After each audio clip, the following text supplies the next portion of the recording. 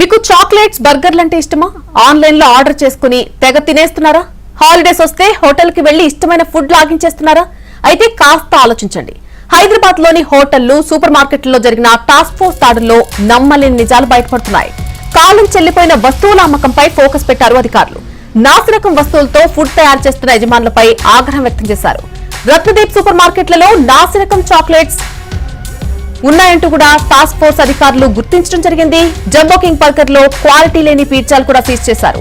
కేఎఫ్సీకి సరైన మెడికల్ అనుమతి లేనట్టుగా గుర్తించారు టాస్క్ ఫోర్స్ అధికారులు.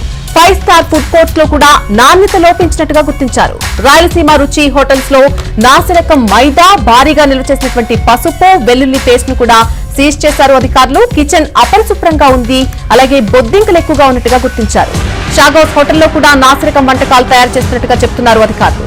కామత్ హోటల్లో ఒక సీల్ లేని టీ పౌడర్ ను కూడా గుర్తించారు. సరైన మెడికల్